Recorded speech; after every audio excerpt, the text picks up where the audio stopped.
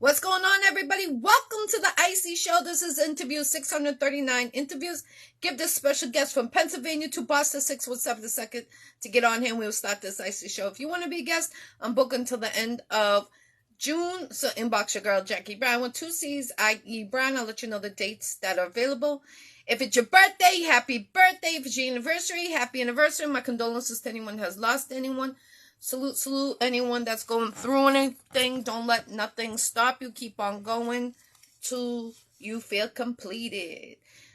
Salute everybody. Shout out to the Celtics the other night. Much love and respect with all the hospitality. And Mike Bibbs definitely always showing support for Boston. Definitely respect on that. The next interview is at 6 p.m. tonight with VT Worldwide Collaboration artist, so stay tuned on that. Don't forget to pop up tomorrow night at Providence, Rhode Island. Big show. Shout to Heavy putting it together. Salute to all the artists. Give it all you can tomorrow because there's going to be great judges in the building. Great host. So come out tomorrow, Elliott Lounge in Providence, Rhode Island. It's going to be lit. Great night. Positive vibes, tight security. Iccy Showw will be in the building. We're going to get turned up. Show them how Boston gets turned up. Turn up. Peace, everybody. Peace. Much love and respect, everybody.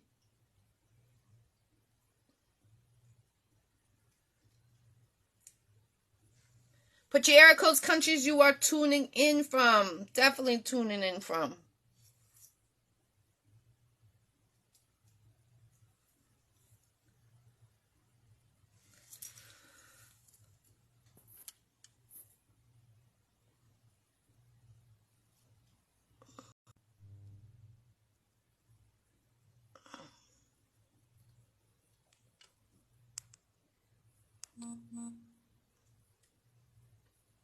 I just sent you the ad in again.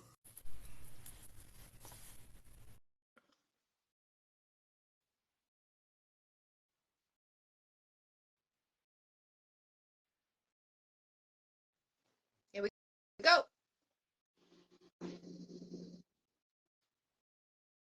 Yes. Oh, there you go. Welcome back, Rapstarr from Pennsylvania, Boston 617-978. Welcome back, Rapstarr, to the Iccy Showw. How you doing, family?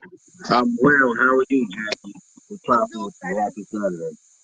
Definitely doing better. I appreciate you. You know, I know we had to postpone a couple of times because I was in the hospital, but I appreciate you. How you feeling? Tired, very tired. I feel you.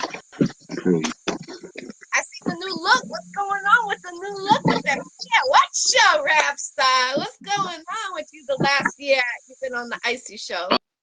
Oh man, like a lot's changed, man. You know, I got a new look. I had this actually for like a year. I wanted that, the old dog look, so I got the curls and everything with the bandana and everything like that, So I'm like switching it up. I still do my old thing, with the Kangol and the do-rag and the fitted and everything. This is just, my daily routine change, you know what I'm saying? Yes. So shout out to your manager, Beverly Bush. Much love and respect to her. Always showing love to the Iccy Showw and always making things happen for a lot of different artists. And how does it feel having a great manager like yourself under her? It's dope. She get me into connection with a lot of great people, through my journey along the way, get interviews with, people with the likes of you and everything. And it's like she goes everywhere, she goes over and beyond and tries to find, the right people to share my my artistic, thing going on. And, she's amazing. Everywhere I'm connected to on the internet, people be like, oh yeah, Bev Bush, that's your manager, that's what's up, so it's definitely love. Like, that's what's up. Definitely. She's a strong woman. So salute to Beverly Bush. Much love, respect to your manager. And so what have you been doing in the last year? Have you been doing shows, focusing in the studio. What has Rapstarr been doing in the 2024 and 2023 since the last time you were on here on the Iccy Show? I've been doing a lot of clerical work. Like I haven't been coming out. I mean, I came out with records, but they're like features. You know, I was still working on my own. Like I remember last year. Remember I told you about my song "Indigenous Nation." I was trying to get the samples cleared. Yes. Now I got the samples cleared. Okay. Finally. About a few ago, I got them cleared.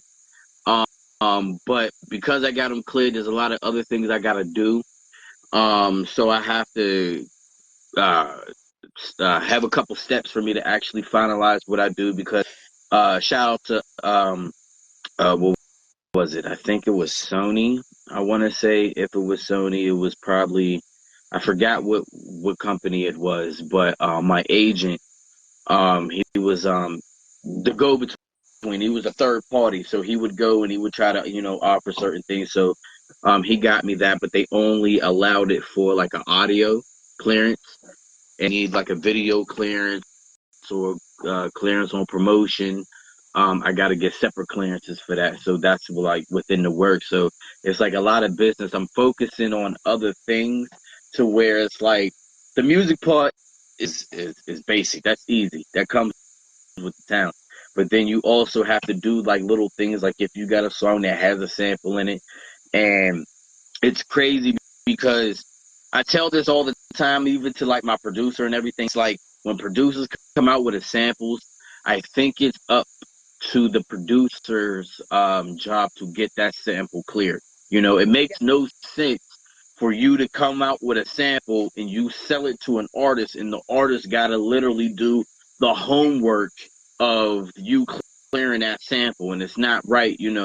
I think that job is, should be the producer job. So before you go out and you sell a beat to an artist, I think you should actually go and get that record cleared. Yes. Because Yes. it's just easier. It's just easier that way. Now me, it had to come to that, which I have no problem doing it. Well, like shout out to all the producers that have samples in it. But uh this sample, I wanted this sample. So me, shout out to Mac Beats, me and Mac Beats, shout out to STL. STL is my co-host of my podcast, All Talk No Filter. That's on Sundays on StreamYard. We stream from StreamYard, part of the Dollhouse Media Group. Shout out to India, shout out to Angie, Dollhouse Media Group. But STL, she introduced me to Mac Beats, and Mac Beats was the producer of that song. Now, because I needed that, sample, it's my job to go and clear that joint. But there's other records that, artists or producers, they'll put samples or make remixes of older songs and just selling it to the artist, not knowing that unless that artist actually got to go do his homework and actually go through all the getting it cleared, getting a third person to talk to, or trying to get somebody close to the company to talk to, it's a lot of work, and the producers don't know. Some of them do, but a lot of them don't know it's a lot of work, and it takes a lot of time. So um, that's the thing that I've been doing, like as far as like doing the paperwork with that, and then I'm also going to be on a TV series that's coming up. It's called One Mic. You took the words out of my mouth. That was my next thing. I heard that you're getting into some acting. Yeah, yeah, man. Shout out to Kimberly Hart, her cousin. Shout out to Corley White. He's actually the director of the TV shows. Like I said, it's called One Mic, and it has some pretty big names in it. Like he sent me the trailer, and the trailer got Joel Santana in it. Nice. The Nice. trailer got Onyx, Sticky Fingers, and Fredro Starr in it. Nice. So I'm around good company. Shout out to him. I'm also going to be performing at Summer Jam in Pittsburgh early later this summer. So that's in the works and everything.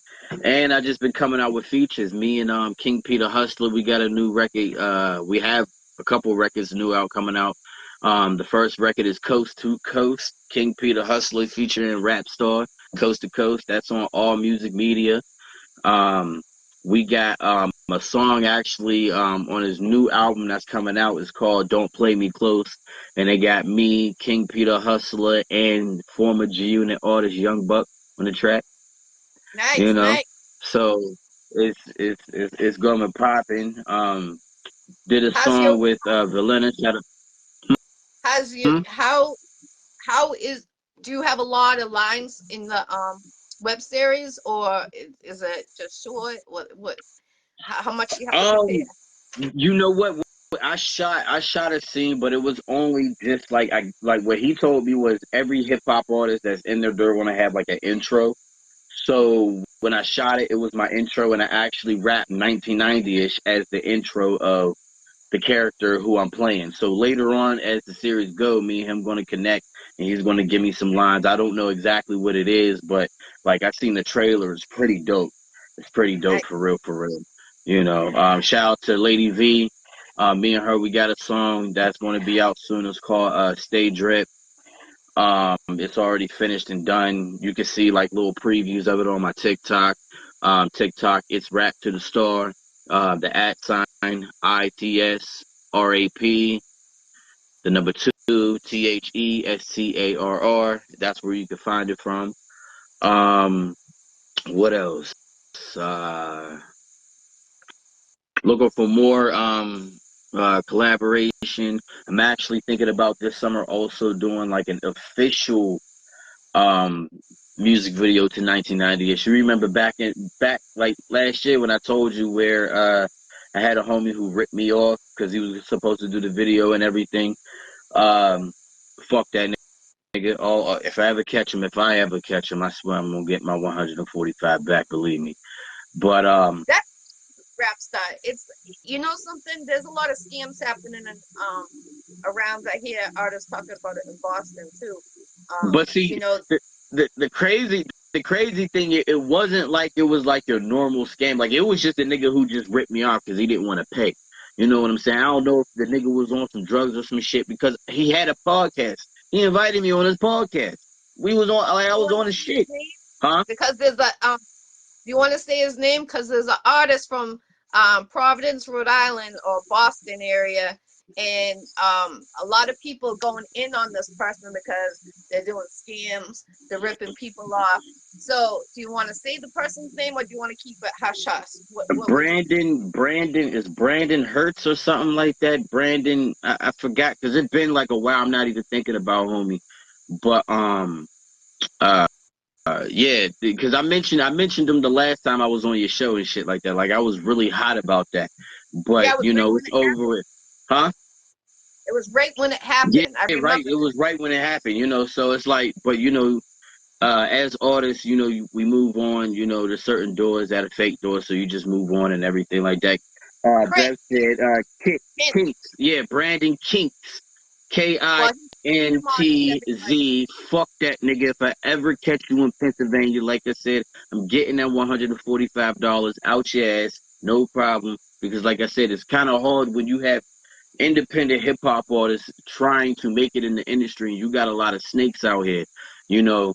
And as hip hop artists, we got to watch out for that, but we also cannot forgive that too, because that's what makes the game so messed up. When you have yes, certain people who is not willing to put up their bargain, you know what I'm saying? I work hard, I maintain a household. yes, I'm putting my money out because I believe in myself. Like I said, I was on his podcast. Me and him, we talked many a times. It's not like he was just, oh, da da da da da. No, we actually had conversations. Now the weird thing about it was he paid me half the money one time. One time he paid me half the money, and then the second time, the day that he was supposed to pay the other half, oh, the nigga all of a sudden he blocked me. You know, so well, that's you know, cool. Whoever that person is, and anyone that has in charge of the blacklist in this hip hop industry. I know you tune in on here. You know who you are. So put that motherfucker on the black ball list. He shouldn't be allowed to perform anywhere. He shouldn't be allowed to have his music go anywhere. Shut him down. Anyone in this industry, shut him down, because Rapstarr is a hard working artist. I've known him for at least 6 years now, since the Iccy Show's been around, and Anyone that is tuning in, you can see Rapstarr never gets in trouble. He's a hardworking artist, always out there. He's under great management. So that person that did him wrong, everyone needs to stay away from him, because that blackball list is so real. And if you're on that, there's no way of coming back on that in this industry. And the Yeah, truth be man. told, you're a bad business person. And we don't fuck with bad business people, because you know why? Because we put our hard work and sweat and tears in this. And like Rapstarr says, he's a hard working person. I'm the same way. So, when someone rips you off, I don't think it's a dime, a penny, whatever the case may be, is put work into it. Artists, That is. I've been in the industry since 2007. A lot of you guys are being snakes. You're trying to dick ride, pussy rap, whatever the fuck you want to call it. You got me on here being pissed off because I've been hearing a lot of scams. There was someone, what was his name? Fuck. Banks. Something Banks. I just did his interview a month ago, but he's bad business. Fuck him. That interview's deleted. He's bad business. Anyone that rocks with him, he's on the blackball list. So anyone that rocks with T Banks from Boston, don't fuck with him. He's doing a diss mix on a lot of artists. If they rock with someone, he's putting you in that mix. He did. I was in the middle of doing his artist interview. He jumped on the live, tried to take over the interview. Then he started talking shit to me on someone's podcast. So go fuck yourself, T Banks. This is coming from my mouth. So now you got to deal with me. So you wanted to open the can of worms. Now you got to deal with me. So I hope to see you tomorrow at the show. Let's keep it going, Rapstarr. You know how we do. Yeah. Yeah. So like I said about like this summer, I plan on doing a music video to 1990ish. I got other records. I just bought. Shout out to New York Bangers. New York Bangers is actually the producer who produced 1990ish. I just bought 2 exclusive records for him. Man, son is amazing. Like speaking of the East Coast, how y'all good from the earthquake, yo? Yes, thank God. I didn't feel it here, but I know some family in New Jersey, in New York, they definitely did feel it, and they felt yesterday's. They Hmm. were talking about it, saying that they were feeling it yesterday, but it wasn't confirmed until this morning that there was another earthquake in New York. So check on your loved ones, definitely. Did you feel it out there? Because I know you're close. Mm-mm. I ain't feel it at all. I ain't feel it at all. Until like I seen a couple of my New York homies post something about it, but I was just so busy I didn't like really, you know, look through like into it until when I came home and my wife was like, "Yeah, they had a, they had a earthquake out there." I was like, "Oh shit." But we had an earthquake like maybe about 10 years ago, but I didn't feel it. I was at the sports bar watching boxing, sauced off for sangria. So when we had it, I didn't even feel it, man. I came home all sauced up. My dad and my stepmom was like, "Are you okay? You was downtown Pittsburgh. You didn't feel the earthquake." I was like, "I ain't feel shit, man." You know what's scary, Rapstarr, that you brought that up? Because over where I live right down the street from water, right? And the water is usually like really low, and it's almost at our bridge. And that goes from Lawrence. The Merrimack River is way high right now. And then I went into Boston. Boston's even high too.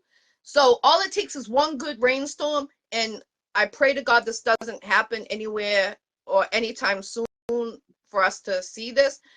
But if we get a rainstorm, there's going to be so much floods. I already took Hampton and Salisbury Beach down this last past storm. So check on your loved ones if you know anyone out there. I know a lot of houses were under the water, and it's sad because these are landmarks that when we grew up, that's where you would go in the summertime and Oh stuff yeah, like that, and the children. yeah. But now We it's well, like, we got it here. Like we had flood. Like our rivers, like where the 3 rivers is, it flooded. And then like even last week we had a tornado. We had a tornado watch. A oh tornado watch. And usually it's rare in Pittsburgh because Pittsburgh is like Pennsylvania is right along the Appalachian Mountains.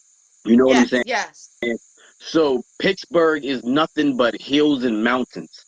So when they talk about a tornado warning, and I'm like, where the fuck that's going to hit at? It ain't nothing but hills and mountains out here.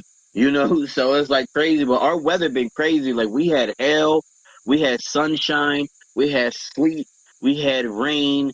yesterday all in one day, the day before the same thing. Like it's just crazy. Now it's cool now. It must be like in the 40s or 50s right now.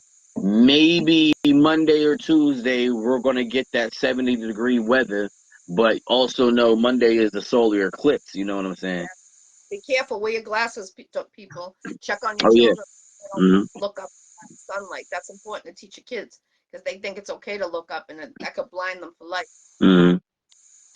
No doubt. So, Rapstarr, how about a soundtrack? Getting in, into the movies, not just the web series that you're in. How about getting your music in a couple other soundtracks? Have you thought of that? I'm interested in that. Actually, the funny thing was like last night I went to bed early, right? So I went to bed around like 9:30. I didn't wake up until about maybe 7-ish, like a little after 7. And I'm downstairs in my living room, and I'm a fan of hip hop like movies. So I wanted to watch Thicker Than Water. You remember that movie Thicker Than Water Yeah. with with Mac 10, Fat Joe, had Ice Cube, Big Pun, Cypress Hill.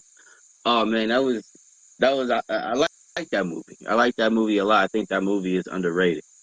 And as I'm watching the movie, it's funny how technology is, because when I used to watch it before, and as I'm watching the movies, you can hear like the songs in between the movies that's playing and everything like that. And then when you get to the end of the movies, you see the credits, and then it goes by and it lists the names of the artists and the songs and everything like that. As I'm going through the movie, and I'm like, yo, that song is crazy. I pull up my phone, go to my Shazam app, put it to the phone, press the button to search it, boom, there go the song. I'm like, woo! Now I get to see, check out the songs on the actual soundtrack, and that's that.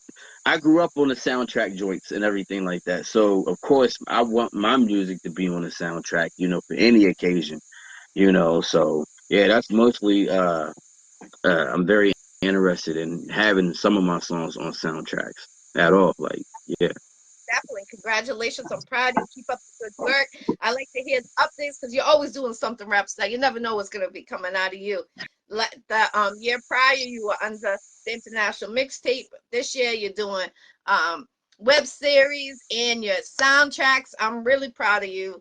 And I'm glad you finally got that situated with that song because I know you've been waiting for years on that. And you made a Yeah, good. like it's definitely crazy. It was definitely something to like even I go to my homeboys that have been in the business longer than I have been, like professionally, and I go and I'll ask them questions, and they be like, I don't know, Cam. I can't give you those answers. You doing things that I haven't even done yet. And then there's things that I haven't done that they're doing that I get the knowledge from them. It's good to have people in the industry. So like, no matter if you have in like a roadblock or something like that, you could always ask a friend, be like, yo, I'm going to do this. How would I go about doing that? Or who would I talk to do this and do that? I'm always searching for knowledge, no matter like what it is, especially it's in the industry. Always Yeah, searching, because as an definitely. artist, right? As an artist, you're supposed to know certain things that go on in the industry. Like you're a business.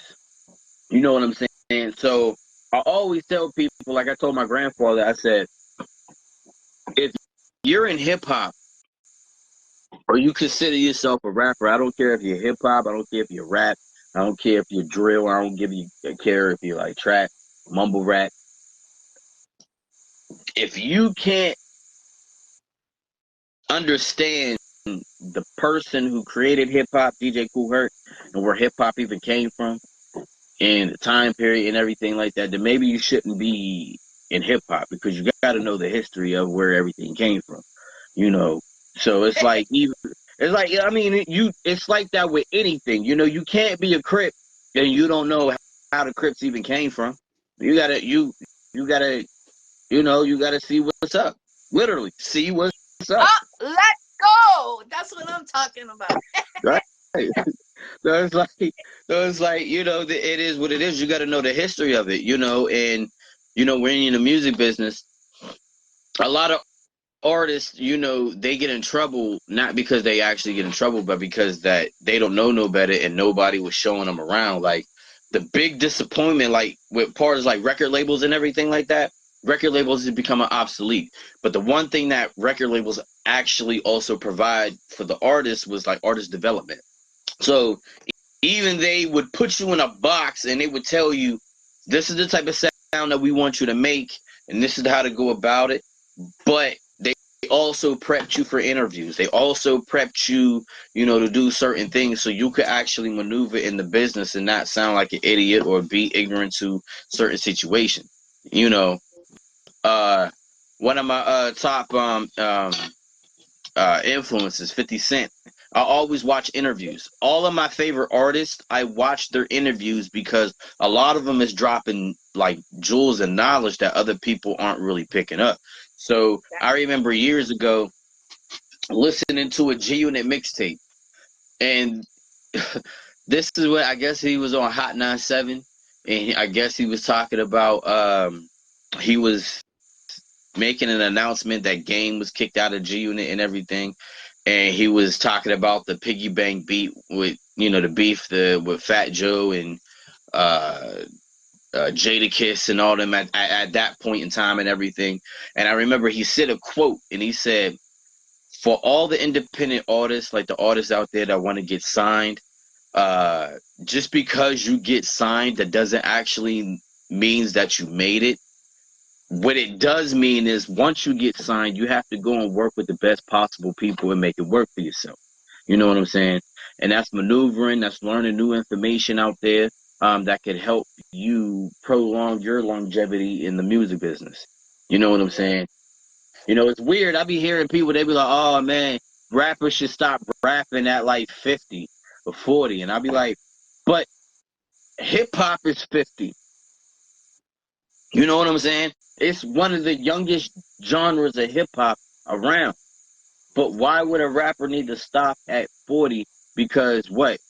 Hip hop is in a young MC sport because you still got people like Method Man. Shout out to the Woo. Shout out to the You Lou. still get you still got Method Man out there spitting crazy ill rhymes. You got Lloyd Banks over 40 spitting real rhymes. You got Buster spitting real rhymes. A lot of these rappers that we listen to from like, back in the day, they are in their 40s, mid 40s, early 40s, 50s, some of them 55, 60. You know what I'm saying? So it's like for some reason they want to clown you for having a longevity, and I don't understand that. Like I'll be like, Right, right. isn't that what Look you're at supposed to do? Like, hmm? look at R.I.P. Papa Wu. Papa Wu is always keep on going into the show. Look how old he was. No Hmm. disrespecting it. Great person, great person. Right. I mean, shoot. You see me with the Kangol, so I still rock, I still bump LL Cool J. You know what I'm saying? There's people at my job that literally be like, what up, LL? Got the gold chain, got the rope chain and everything like that. Like, I got an old style, I got an old soul. But it's just crazy, how they literally will clown you after you get a certain age. And it's like, well, if you mature, because I forgot, oh man, so you probably heard this. I forgot what, I don't even know the chick, okay? Never heard it before, never seen it before. Somehow this chick quoted saying, Eminem should just make songs that are fun again. You don't have to always try to kill it or try to be lyrically, combative with it. Like you can't, like in other words, she don't want a record all the time that has some deep thought because he's putting words together that's different than the norm. That's always trying to out rhyme himself off of his next record. And as an MC, that's what you're supposed to do. So it's like, oh, we want you to make fun records again. And it's like, for one, When Eminem go back to being Slim Shady, people tell him to grow up. He's immature. He's trying to do this. He's trying to do that. He's making fun of so and so. He need to quit. He's too old for that. And then when he actually is rapping as a mature man, he fell off. He ain't as crazy as he used to be. Yo, fans are the worst, yo. Fans don't know what the heck they want. Like at all. Like it's crazy. It's the frustrating because I'm like, wait a minute. Why are you going to tell a rapper who is a wordsmith to dumb down his record so you can enjoy him?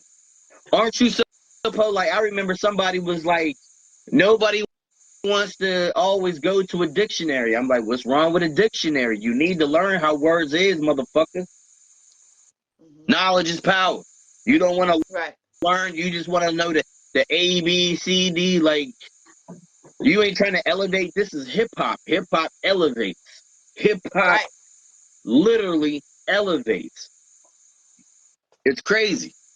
You have to do that. So it's like, it's crazy. People just be like, I don't know where she got it from to where making fun records. I'm like, anything is fun. I said, it's just a problem that as an MC, as a lyricist, he's going to try to say things in a clever way. If y'all want to listen to some simple shit, you can go out and listen to trap music, no disrespect, but that's some simple shit. There ain't nothing harder, ain't nothing too complex about doing a nigga on a block, you taking over the block and you doing this and you got the ops. Ain't nothing complex about that. That's pretty straightforward, you know? That's like you going to a 5-star restaurant, right? And you got some of the best food all around the world, right? And you go and you complain to the manager because you want a peanut butter and jelly sandwich at this moment. And they don't do that. So I'm like, nah, if you want some simple fun shit, go listen to some of them jokers over there. You want real lyricists, this is where you need to be. People try to change artists to be what they want them to be. Like, that's dumbed down in his lyrical ability. Come on, son. Like, fans are weird. What is your favorite song to perform, Rapstarr? Your favorite song? I would have to say 1990ish is my favorite. It got a lot of energy in it. There was others that I had, but they were like more like freestyles of like songs that I've written for other like songs that I've done like on mixtape and everything. Like I remember one of my favorite songs I performed was when I was in college. I performed a freestyle that I did to the Anita Baker "Freak Like Me." Oh, nice. That was like, yo, that really bumped. Like it really reminded you like a early 2003 like mixtape kind of vibe. Like it was like that. And then when I performed it in college, man, people went crazy. I got footage of it on my YouTube. Like I threw my shirt into the crowd. Boom. It was crazy. Like you really would have thought that an A-list celebrity was actually in the building. I mean, I was an A-list celebrity. There was people who came specifically to that event just to come see me perform. I was generating some big interest over there, but it was like a feeling that I was like, yo, when the crowd, you out there and the crowd goes crazy, you could do whatever you want to do out there, and they love you. And, and the fact that, I keep it hip hop. So that's just what it is. But 1990-ish is that also I did perform Indigenous Nation twice. It was more of a private, like two of them was more of a private event. Like one was at my wedding, and then the other one was the shaman who married me, his album release party. Shout out to Miguel Sangay. He's a Taino Native American shaman. If anybody don't know what a Taino is, Tainos are the Native Americans of the Caribbean and Florida. So we talking about Florida, we talking about Puerto Rico, Cuba, Dominican Republic, Haiti, Jamaica, all the islands of the Caribbean. That's the original people who was there. So he's a musician as well. Hmm? I said, shout out to all the Taino Kings. Oh yeah, yeah. And so he married. He's an artist, right? He's an artist. He do Native American spirituals, and he also do salsa. He's here in Pittsburgh. He's actually like pretty well known. Like he's a shaman. If anybody don't know, that's a shaman. That's a Native American spiritual leader. And he put out an album, and I opened up for his album release party. And I performed 3 songs. I performed '90s Baby, which is a song that I will release in the near future. Shout out to Lily the Goddess. She's featured on the record. I'm just trying to. That's another song I gotta work with all the kinks too because it got samples in it and everything like that. I advise every artist, please, if you have to, please stay away from samples because they are a motherfucking headache. Telling you, they sound nice, they are nice, but it's a motherfucking headache to get clear. But Sure you check out, when you're making those songs for these artists and you're selling them, make sure that they're right because it's not fair to the artists that have to have their project on hold when they paid for that beat, and then they were on hold for a couple of years because you turn around sample something with something else, and then now that's on hold their project, so they might not even be able to come out with it. So it's right, important. and that's what I tell people. Please dot your I's and cross your T's when you come with these records. The label, the artist that you're sampling deserves to have that credit, and you have to give them that credit. And when you give them that credit, you have to go and follow the necessary steps. That's Yeah, just business. It would be the same if you had a record, and about 10 years from now, your record is being sampled by somebody. You would want them to come and be like, holler at you through, however you do it. So that's why I try to, dot my I's and cross my T's. I'm not even playing that. I'm trying to be smart about it. I want to have a hit record. I don't want to have a hit record and then a week later I'm getting a knock on my door and they talking about I got a lawsuit, I'm getting sued and everything like that because of that. right. So it's like, nah, you really got to understand what you're doing in the business and what you're doing as far as like everything, but as far as like the audio is concerned. But within that concert, I did '90s Baby. I did my song Power to My People, which is another cold record that I got. Um, uh, then I also did Indigenous Nation, and it was like a big thing. I mean, shout out to my boy Sonny Brasco, but he was in attendance with me when I did this joint, and he told me afterwards, and he said, "Yo, bro." He said, I didn't understand how big of an impact that this record could have. I said, well, you got to understand, we was in a place full of Native Americans, and we got a record. I got a record called Indigenous Nation. This is for the people. I said, this is what it is. I said, you know, that's just how it's going to be.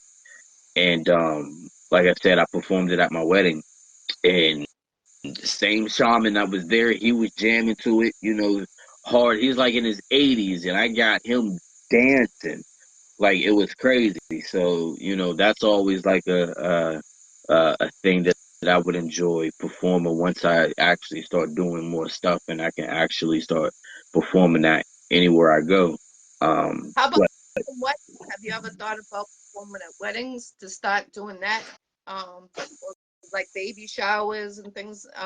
Now the new thing is when you're having a baby, the reveal, they'll do a big thing. What the baby sex is. And I've been seeing a lot of people having live performances. Have you ever thought of doing like a tour, putting together the like next 6 months, going state to state if there's a shower, something for you to perform at, and have your own price? Did you ever think of that? no, I'm not really into all of that. I mean, I wouldn't be opposed to it, but that's not a part of my vision. I like it would be kind of weird me rapping, 1990ish at a baby, like a baby reveal, like gender, like it wouldn't. I would have to have songs that's maybe at least like talking about the subject. You know what I'm saying? Maybe if I had records that was actually dedicated to those, subjects, maybe I would actually like be inclined to it. But I'm literally just starting out with like one by one. But I guess when I start coming out with more music and more of a repertoire, I wouldn't turn it down. But like I said, my number one goal, uh, for real, if you want to be frank, is I would want my music to be cited as far as like the academic circle. So like because I know a lot about history, I got a degree in history. I want to speak about history and the right history, and I want my songs to be cited as like the source that you need. Like, so if you're in college, you're a 22-year-old, and you need to know about the Seminole Wars, and you need to know about how colonialism affected America and how it shaped America, and how certain things about what was the real reason that the Civil War was fought, the actual real reason the Civil War was. This is stuff that you could actually be have cited. That's where I'm at.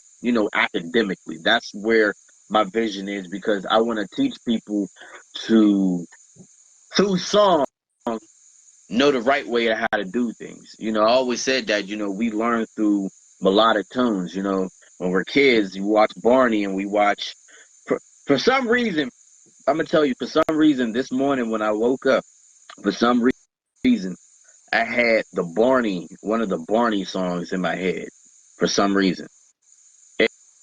And I was like, that's The crazy. remix. That's what that means. No, I wouldn't do the to the Barney How joint. about nursery rhyme of the Rapstarr? Have you thought of doing maybe like 5 or 6 songs, remixing like the old school, lamb chop, the old school nursery rhymes? That's what we need, people to start remixing them. I got something even better. How about remixing some of the great literature work like Shakespeare and the Iliad? That's where I'm at. I already have a song. I actually have a song that I wrote about like 4 or 5 years ago, which is a remix of a Shakespeare play. Okay. So it is a hip hop version. You know, and I got the idea from Wishbone. Do you remember Wishbone? Yeah. Yeah. So the thing that I like about '90s, the thing that I love about being a '90s baby, you feel what I'm saying, is there was so much information out there, and I kind of feel like around my peers, I kind of feel kind of like weird and everything like that, because there's certain people I that let's say I'll live in the same neighborhood as them and everything. We're from the same area. But because my mom wanted to keep me out the streets as much as possible early on, I'll be from the same neighborhood as somebody and they don't like really remember me because I wasn't on the street. I was actually, going to school. I was actually doing performance arts like the Shakespeare thing, and my mom was taking me to radio stations, and my my mom, when she married my stepfather, like I was, every time I was in the hood, I was on my grandmother's house. Like my mom, she, after she got married to my stepmom, I mean to my stepdad, my mom and my stepdad, they actually like had a house that was like close enough to the hood, but it wasn't the hood. It was like on the outskirts. Like it was like literally 10 minutes from the hood. And my grandmother, my great grandmother, and my nana lived in the hood, and they always dropped me off because I either went to the school in the hood, and after I actually went to Catholic school in the hood. After that, um, my mom, when she divorced my stepdad, we moved out to the burbs, so I was in a different area. So there's a lot of people that I grew up with, but I had more of an experience than them because of my mom trying to get me out of that life. You see what I'm saying? Like, I remember talking to my favorite cousin. Shout out to my favorite cousin, Keisha. And I remember having a conversation. I was telling her how I went camping and different kind of camping. Now, this is early on when I was like maybe around 7, 8, 9, 10. And my stepfather, he was kind of well off because he worked in a steel mill. So he had two houses, he had two cars, not including my mom's car. He had a motor home. He would travel. He would do things. So he had some money, and he worked at a radio station. So he had, he went to their transmitter building, parked his motor home there. So I went camping with him. And then also in the summer, my mom would have me go to actual camp with other kids and everything. My cousin was like, I never had that opportunity. Like, I wish my mom would have had me do these opportunities. You know, everybody's childhood is different. They experience certain things through their lives. So the fact that I experienced a lot more is the reason why I am the way I am right now, as far as the education is concerned. Like my dad and my mom, both households, because they haven't been together since I was 3. Uh, but in both households, my mom was pro-black, my dad was pro-black. My dad's pro-Native American. I became pro-black, pro-Native American. So and pro-indigenous. So it's like I grew up within those households. So there's certain things that I look at certain things and I'll be like, oh, that's interesting, or I never thought about that. Like I'm always constantly thinking about certain things. So that's what I want to portray within my music. I want to give some type of knowledge to kick. I want to be on that same level as Nas kicking knowledge. You know, do you know my favorite song by Nas, like my absolute favorite is I Can. You remember that song? That's old school. I know I can be what I remember watching that video when I was watching. I must have been like, what? This had to be around like 2002, 2003. So it had to be between 11 and 12. I think it Yeah, was. I was in middle school when that song came out, so we're on the Yup, same. yup. So I think this was the Godson's album, if I'm not mistaken. And when I seen the music video and all the knowledge that he was kicking, I was like, yo, that's hip hop. Like that's hip hop. Not to mention all the other storytelling that he done prior to that, and other MCs like Furious Five and the Message and everything. We all got that pure essence of storytelling and always kicking knowledge, and that's what I want to do. I always tell people, I said, yo, I am hip hop, like hip hop. It's to the point where that's like my nickname when I'm at work. I go past this one guy all the time. He don't even call me by my real name. He don't even call me by my rap name. He was like, yo, what up, hip hop? Rapstarr, do you want to spit something off your dome, or do you want to spit something from one of your songs? Let me see, let me see, let me see, let me see. Salute, put your ear codes, everyone tuning in. Much love and respect. Oh yeah, yeah. Let me see. Let me see if I can spit this old shit that I had. It's like unreleased. Let me think. Let me see if I can think of it. Um, Bitch niggas go in the house when the street lights on. But then the type of rubber spinning like a cyclone. I'm spitting truth every time my fucking mic's on. Put the Teflon on, I'm striking like a python. I struggle for my freedom, hey yeah, the fight's on. You ain't down with the cause and go get your hike on. Ex-slave in my blood, see my marks in the chains and the whips. A new millennium niggas bought in chains and whips. If you ask me, it's reverse psychology. Extinction of a black man is reverse biology. Rise to the top, sun god like Apollo. Society took a history and we need it back with no apology. Educate your mind, free you from ignorance. Crack open a book rather than a bottle. Get more intelligent. Go deep in your mind and see where it takes you. Pay attention to listen. Smart as the new gangster. Woo! Woo! Salute to Rapstarr coming on the Iccy Showw. This is interview 639 interviews. Much love and respect to Rapstarr. If you don't know who he is, he's been on the Iccy Showw every single year since the Iccy Show has been around. The Iccy Show is on the 6th-year anniversary this June. Yeah. So salute to this artist right here. If you don't know who he is, make sure you book him for your next show. Get a feature. His prices are reasonable, and make sure that beat is on point before you get that feature with him. Rapstarr, Uh-huh. anything you want to bring up that we didn't bring up, and give them all your social medias where they know where to find you. Oh man. You can find me everywhere. As far as music is concerned, music number one, I'm every music platform. I'm talking Spotify, I'm talking about iTunes, I'm talking about iHeart, I'm talking about Tidal, I'm talking about Shazam, I'm talking about YouTube, any Apple Music, any like music outlet that you listen to on your device, I'm out there. Just search for Rapstarr, Rapstarr, one word. Um, for my I'll socials, change that. I do. I put a space on it. I apologize. What'd you On the say? title, I put a space in between Rapstarr in the title, so I'll shrink it together. Oh, word.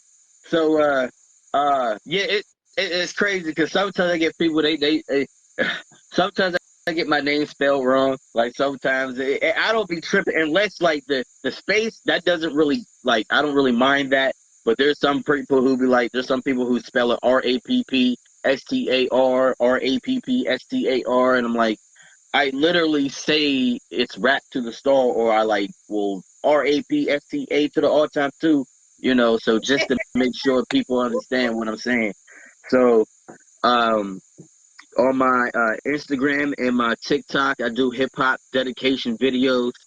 Um, so what I do is I buy clothes that represents who I am. I also and know this. I support radio. I support podcasts. I support everybody who interviews independent artists. If you got some merch, I'll rock it. And I do. It's like my collection right there. I always tell people, I say, anytime that I'm on a podcast and I'm on a radio interview with you, I feel like you the next Angie Martinez, you the next Info, you the next Sway in the Morning, you the next Charlamagne the God, the next Envy, the next Angie. You know what I'm saying? I feel like I'm the next Hove, the next X, the next M, the next Fifth, the next Snoop. We making history over here. You know what I'm saying? There's people, I just seen an interview with Fat Joe. Fat Joe interviewed Angie Martinez about her interviewing Tupac during the whole bullshit with the East Coast, West Coast. Can't we make archives with ourselves so somebody else back when it's in the future and they go back into the history and they be like, yo, you see that interview with Rapstarr and Jackie Brown and GGirl? Yo, that shit was crazy, son. Yes, sir. You know? Definitely always breaking records over here. Yeah. So like I rock merch too, and He all of my rocked the favorite hip Iccy hop. Show. I seen it one time. Yes, he did. Him and his wife. Say that again? I said you definitely rocked the Iccy Show shirt. You and your wife definitely did. Yep. And it's And your going man, like a your manager Bev, she definitely rocked it too. I got to give her props. She found hers after 2 years. It was missing, but she got it this year. yeah. So that's and it's in my favorite color. It's dark blue. So you gotta have that. You know, um, but I do like when I do the hip hop fashion. Like I got this Rugrat shirt on. This represents, the '90s. I'm Yes, I'm a '90s baby. I was born in '91, so this is what I got. So all of my favorite artists, from M to Dre to Fifth to Snoop to DMX to Aaliyah, Nas. I got all shirts and everything like that. I just recently, actually, and completing my collection of the G Unit albums wow, as T-shirts. nice. So I got Get Rich or Die Trying. I got Beg for Mercy. I got The Hunger for More. I got Straight Out of Cashville. I got the documentary. I got The Massacre. Um, Mm. I got more shirts coming. Tony Yayo's Thoughts of a Predicate Felon, that's coming up. So I'm having like all of the G Unit albums as T-shirts. because this is how I pay homage to, excuse me, the people that came before me that I look to as like idols of, in the industry. So, that's on my TikTok. I put these elaborate videos where you can see music videos and the fashion at the same time. So it's like watching a movie a little bit. So it's like you see me flashing like I got an 8 Mile shirt that I got. It got Eminem on it, from the 8 Mile movie. You can actually see me rocking it, but you can actually watch the last battle of 8 Mile while you watching while I'm on it. Like, I got you. This is what I do. So you can find me on that. It's Rap to the Star on TikTok, and the same on Instagram, and the same on YouTube, except it got like a music at the end. So on YouTube it's Rap to the Star Music. So on my Instagram is ITSRAP the number 2 THESTARR, and on my YouTube it's the same except it has music at the end. You can find me on my Twitter, RAPSTARR412. I got a Facebook fan page, RAPSTARR, aka Hurricane Cam. If anybody don't know, Hurricane Cam is like my alter ego. That's like my Slim Shady to my Eminem. You know what I'm saying? So, matter of fact, you know how I got my name. I'm gonna tell you a quick story. Quick story. So, as I told you, my dad is one of the main reasons why I became a hip hop artist, right? So back then when I was starting out in rap, I was trying to find a name and I couldn't really find a name that fit. I had a couple others. Like, I remember my first rap name that I actually had for myself was called Lil Desperado.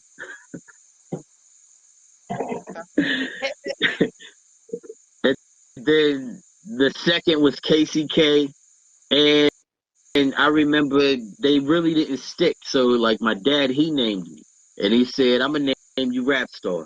And I said, "Rapstarr?" He said, "Yeah, RAPSTARR. I'm gonna name you a rap star because that's what you are. That's what the title of your name. Your name is what other MCs is trying to aspire to be, and that's your name." And ever since then, I had that. And then I got inspired, of course, like I said, with the G Unit and everything. And when Game broke out of G Unit, he reinvented himself, or he was trying to reinvent himself with calling himself Hurricane Cam. I mean Hurricane Game. I came up with Hurricane Cam because it's kind of like I'm separating myself between being a hip hop artist and being an activist. So Rapstarr is like the hip hop version with the Kangol and the cool and the rope chains and all for the people and everything. And then the actual activist, that's where you have songs like Power to My People that comes from. That's when you have me rapping what I just rapped, that verse. That was Hurricane Cam rather than Rapstarr. You can tell a difference between the mood and how I'm, doing things. So it's a dual personality. We all have dual personalities. We ain't the same all the time. Same mood, same, thing all the time. So sometimes we need to switch that depending on what season it is. You know what I'm saying? So um, that's about it. Just check out One Mic. I'm gonna keep y'all tuned in with One Mic. I'm really excited about this. This is not really my first. This is not my first time on the television screen. I actually was an extra on the movie Fences. You ever see the movie Fences? A long time ago, Yeah, if with it's the same. Denzel Washington. That was actually shot here in Pittsburgh. And this woman, I forgot her name, is going to kill me because I really want to remember her name because she was actually a big help in actually landing that opportunity. When I was 17, I used to work at this place called K&G Fashions. It was a sister store to the Men's Warehouse. And this is where we would sell suits, we would tailor suits and do different other stuff that, it was a clothing store, and that's what we did. and one of the ladies who used to work there, she actually worked at this community college right by me in an area. And I remember I was out looking for a job at one point, and I was going to one of the strip malls, and I actually ended up going to the CCAC, the community college joints, um, around that area, and she was one of the receptionists there. So me and her, we started talking. Remember, how it was back in the day, because our boss was a straight asshole. Um, and she always knew that I had talent, so that's when she gave me a flyer to go and try to make it as an extra on the movie Fences, and I ended up being in the Fences in the movie. But the fucked up about it is they cut the scene, they cut the whole damn scene out. They cut the whole damn scene out. But that's okay because I still got a check for the motherfuckers. So that's proof right there. I still got a check that they gave me. That's good. Hey, at least you got that money. Right. For real, for real. And I got to see Denzel Washington too. Yes, I met him actually in Chelsea. On when they were filming the The Equalizer. Yes. I was actually waiting in line. My cousin was in. Me and him were both waiting, and he got picked. I didn't get picked, but they needed it bad. But so he's in it though, so it's okay. Family in there. Yeah, That's all I care. Somebody I yeah. know. From It was Boston. Let's it get it. was crazy. He's man. It's like he was sitting like five seats away from me. I didn't get a chance to speak to him, but the fact that he was sitting 5 seats away from me, and I got to hear his laugh, the same laugh that I heard on Malcolm X. That you know, like Yeah. wow, man, like that's crazy. So it's not my first time on film. You know, but I'm definitely excited for this TV series. It's a big opportunity for me to showcase my talent, and it's like I'm staying busy. Shout out to King Peter Hustler. Yep. He huh? Would you say? I said salute, definitely to everybody. Oh yeah, salute to him. I remember he told me one day. He said, "Yo, you are one of the hardest working people I know. You always got some shit going on, out of the humbug, And it just shows, like my work ethic. Even though I'm, doing the domestic shit and going out to work and everything like that, I'm still trying to stay relevant and trying to, complete my dream. And that's all it is. Well, salute to you, Rapstarr. Salute to everybody on your team. Salute, much love and respect to you. Keep it going. Don't let nobody stop you. If you don't know who this artist is, request them, book them, and shout out to Beverly Bush, your manager. He does have a manager, so you respectfully you have to go through his manager. Beverly Bush is her name, and this is interview 639 interviews. Much love and respect to you, Rapstarr. You're always welcome to come back on the Iccy Show. I always want you back the 1 year to see what you've got going on because every year it's always something new. So much love and respect to you. Family, keep it up. And salute to your wife. And salute to everyone that tuned in on this evening. Much love and respect. Tune in at 6 p.m. Eastern Time. And I appreciate you, Rapstarr, coming on the Iccy Show as always. Much love and respect. Thank you. You're welcome. Free the jizz. Let's go. 2024 is here now. So make sure you book this artist. He is filming now. So make sure you book him if you have any scenes filming. I know a couple people that are filming movies right now. So this is one actor right here you might want to book in. So much love and respect to you, Rapstarr. Keep it going. And I look forward to seeing you at the next year from here. Of course. Peace, love, and respect. I appreciate Rapstarr. Peace, love, respect, Appreciate everyone. Let's you. go. One.